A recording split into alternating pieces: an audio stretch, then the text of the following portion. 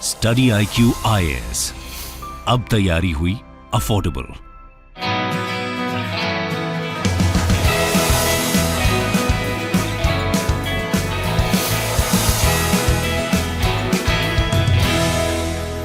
नमस्कार दोस्तों, मैं हूं अंकित अग्रवाल। स्वागत करता हूं आप सभी का स्टडी IQ पर।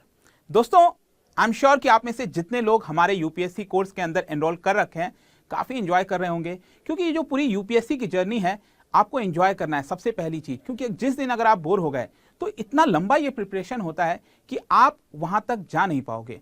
तो आज मैं आपके लिए एक बहुत ही स्पेशल वीडियो लाया हूं और इसके अंदर हम बेसिकली बात करेंगे कि वो 6 कॉमन मिस्टेक कौन सी हैं जो आपको नहीं दोहरानी है यूपीएससी की प्रिपरेशन के दौरान। तो आई होप कि ये जो वीडियो होगा वो आपके लिए काफी इंपॉर्टेंट, काफी जरूरी है, ताकि आप जो प्रिपरेशन कर रहे हो उसके अंदर आप और ज्यादा अच्छे से जो मिस्टेक्स हैं उसको अवॉइड कर पाएं। तो चलिए सबसे पहले हम यहां पर देखते हैं कि एग्जैक्टली हम कौन कौन से कॉमन मिस्टेक्स की बात कर रहे हैं।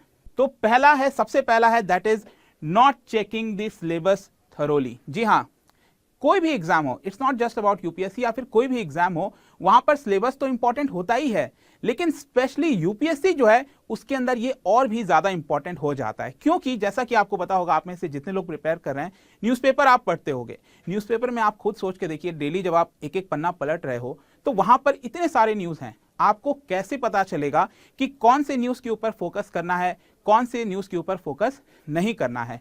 और इसीलिए जो सिलेबस है यूपीएससी का वो बहुत ज्यादा इंपॉर्टेंट हो जाता है। तो आपके लिए जरूरी है कि प्रीलिम्स के अंदर क्या सिलेबस लिखा हुआ है। देखो, उसमें तो बहुत कॉमन चीजें हैं, इकोनॉमी हो गया, इंडियन इकोनॉमी, या फिर ज्योग्राफी हो गया, सब कुछ दिया हुआ है, राइट। लेकिन उसका जो मेंस का सिलेबस है वो आपके लिए इंपॉर्टेंट है। तो इनफैक्ट मैं तो बताऊं, जो मेरा पूरा यूपीएससी का जो जर्नी था, जब मैं कर रहा था, तो वहां पर जो पूरा सिलेबस है मैं अपने टेबल के ऊपर लगा कर रखता था, राइट। तो टेबल पर लगा के रखता था और उसको डेली बेसिस पर वॉच किया करता था, देखा करता था कि उसके अंदर क्या क्या चीजें हैं। और एग्जैक्टली 1-2 महीने में मुझे अच्छे से पता हो गया था कि कौन सा सिलेबस कहां पर है, जिसकी वजह से मेरा प्रिपरेशन और अच्छे से हो सकता है। तो आज ही से आपके लिए जो सबसे जरूरी चीज है जो आपको ध्यान रखना है वो है सिलेबस।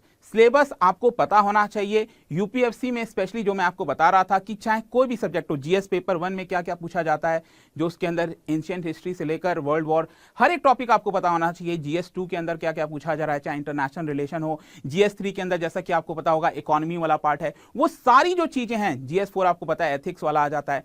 अच्छे से पता रखिए। सिलेबस अगर आप नहीं ध्यान रखोगे तो आप नहीं समझ पाओगे पढ़ते समय कि किसके ऊपर आपको ज्यादा फोकस करना है, और वहीं पर ज्यादातर लोग मिस्टेक कर देते हैं। तैयारी शुरुआत कर देते हैं लेकिन सिलेबस वो देखते नहीं है, जिसकी वजह से उनका एक जो इंपॉर्टेंट पार्ट है वो छूट जाता है। अब आता हूं मैं जो दूसरा वाला सबसे इंपॉर्टेंट चीज है जो कि कॉमन मिस्टेक्स के अंदर मेरे हिसाब से आती है, वो है आपका not making self handwritten notes. आप कुछ भी पढ़ रहे हो, आप किसी भी टॉपिक्स के बारे में पढ़ रहे हो, आपको डेली बेसिस पर एटलीस्ट अपने शब्दों में, अपने हैंडराइटिंग में नोट्स बनाना चाहिए। ये मैं कहूंगा, मैं ये नहीं कर रहा हूं कि बहुत ज्यादा टाइम उसके अंदर दे दो, बहुत ज्यादा टाइम उसके अंदर इस्तेमाल कर दो ताकि आपको बाकी चीजें पढ़ने में याद ना रहे। ऐसा नहीं करना है।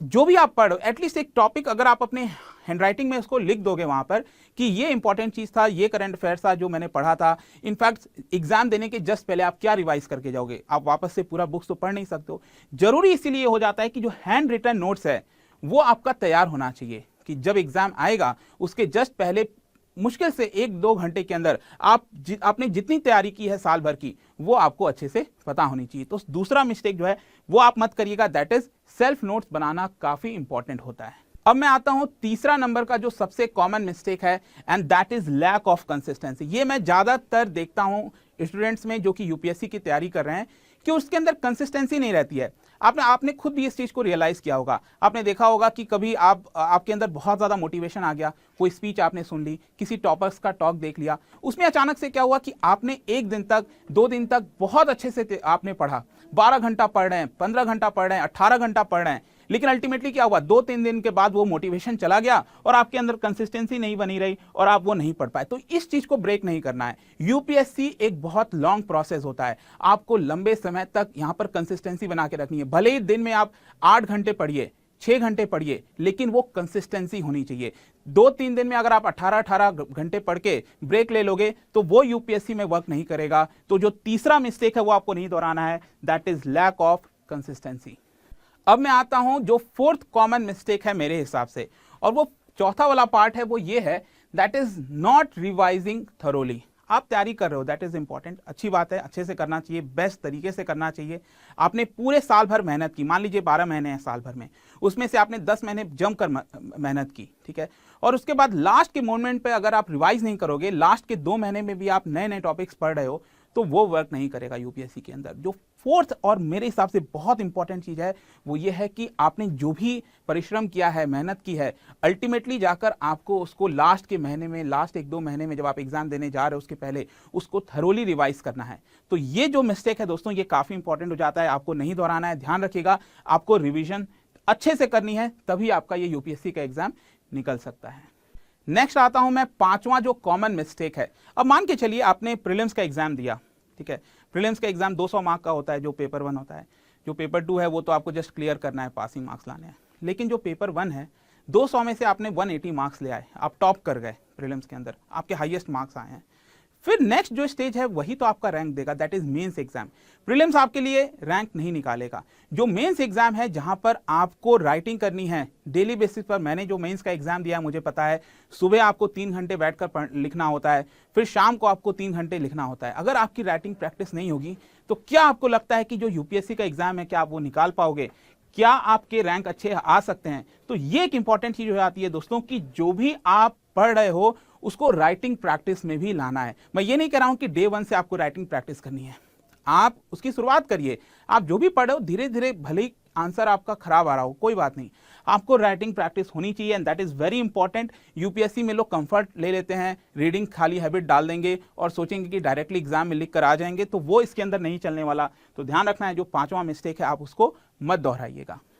अब मैं आता हूं जो आखिरी 6th कॉमन मिस्टेक है जो कि आपको नहीं करनी है। Just read this, the unending urge to gather more and more tips and tricks. अक्सर आप देखते होंगे आपके यूपीएससी के दौरान जर्नी में, स्पेशली यूट्यूब वगैरह पे भी कई बार बहुत सारे ट्रिक्स दिए होते हैं कि ये ट्रिक आप कर लो और इससे आपका एग्जाम निकल जाएगा। क्या आपको लगता है ये पॉसिबल है? ये अनएंडिंग है दोस्तों। थोड़े बहुत ठीक है, मैं समझ सकता हूँ, आप पढ़ते पढ़ते थक गए हो, कुछ चीज़ें आपने देख ली, लेकिन यहाँ पर बार बार अपने आप को इतना मत पुश करिए कि जो आपका एग्जाम है कोई ट्रिक से निकलने वाला, ऐसा नहीं है। यहाँ पर आपको अपनी जो स्ट्रैटेजी है उस पर बिलीव करना है। जो भी आपने स्ट्रैटेजी अपनाई है उसको अच्छे से बिलीव करिए, उस पर खरा उतरिए, उसको मेहनत करिए, और देन आपका जो एग्जाम है वो आपका निकलेगा। अगर कहीं आपका एग्जाम नहीं निकल पाया 1 बार 2 बार, तो आप अपने आप को एनालाइज करिए कि क्यों नहीं निकल रहा है, लेकिन don't go for wrong thing, जैसे ट्रिक्स अपनाना, उससे आपका एग्जाम निकलने वाला, ऐसा नहीं है। मैं अक्सर देखता हूं जो प्रीलिम्स के एग्जाम वगैरह भी आते हैं कि उसमें ऐसा कर दो, इतने ऑप्शन सेलेक्ट कर दो, इतने अटेम्प्ट कर दो, वो सबसे नहीं होने वाला। अल्टीमेटली आपको अपनी स्ट्रैटेजी बनानी होगी, और उस स्ट्रैटेजी, अलग अलग पर्सन की अलग अलग स्ट्रैटेजी होती है। आपने देखा होगा टॉपर्स भी जितने आते हैं वो यही कहते हैं कि मैंने सबकी बात सुनी, लेकिन अल्टीमेटली स्ट्रैटेजी उनकी होती है। तो ये जो 6th मिस्टेक है दोस्तों, ये आपको ध्यान रखना है। तो ये टोटल 6 मिस्टेक आई, आपको समझ में आया होगा। लेकिन इसके साथ साथ जो मैं एक इंपॉर्टेंट चीज आपको फिर से बताना चाहता हूं कि आप में से जितने लोग यूपीएससी की तैयारी कर रहे हो, स्टडी आईक्यू के द्वारा, just listen to this, Study IQ के द्वारा यहां पर जो फाउंडेशन बैच आपके लिए स्टार्ट किया गया है, आप सोचिए यहां पर हम क्या क्या आपको देने वाले हैं। यहां पर आपको लाइव क्लासेस दी जाएंगी, 900+ आवर्स ऑफ लाइव टीचिंग देने वाले हैं हम आपको। प्रीलिम्स के लिए स्पेसिफिकली हमने कोशिश किया है कि जो एमसीक्यू बेस्ड लर्निंग होता है वो आपको कराया जाए। डेली करंट अफेयर्स प्रोग्राम आपको पीडीएफ फॉर्म में, वीडियो फॉर्म में, ये सारी चीजें दी जा रही हैं। इनफैक्ट प्रीलिम्स के जस्ट पहले आपके लिए यहां पर एक सीरीज चलाया जाएगा जिसका नाम है SIP, सक्सेस इन प्रीलिम्स। ये एक प्रकार का क्रैश कोर्स होगा ताकि आपका प्रीलिम्स का जो एग्जाम है, आपकी जो तैयारी है वो एकदम अच्छे से हो सके। इसके अलावा यहां पर जो मैंने आपको बताया था अभी, आंसर राइटिंग, इसी की वजह से हमने इसके अंदर स्पेसिफिक ध्यान दिया है कि मेंस के पॉइंट ऑफ व्यू से जो आंसर राइटिंग प्रैक्टिस है वो आपकी यहां पर होनी चाहिए। तो ये भी हम अपने कोर्स के अंदर प्रोवाइड कर रहे हैं दोस्तों। इसके अलावा आप देख सकते हो यहां पर जो बैच है वो स्टार्ट हो चुका है 11 जुलाई से। आप जल्द से जल्द इसके अंदर एनरोल कराइए, और इसके अंदर यहां पर जो इकोनॉमी का जो एक इंपॉर्टेंट वाला हिस्सा है बैंकिंग का, वो मेरे द्वारा कराया जाएगा। आप सोचिए इतनी सारी चीजें आपको सिर्फ 19,000 में मिलने वाली हैं।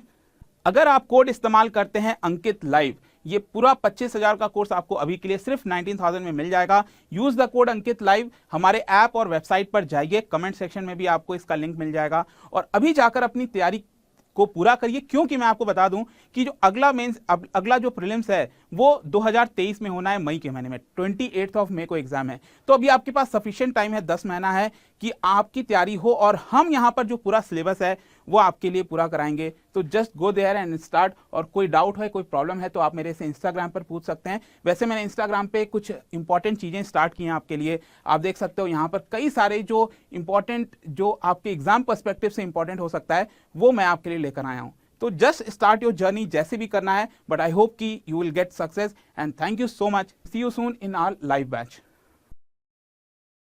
Hello, my name is Subiksha and I am student of Study IQ's Life Foundation batch for UPSC Civil Services.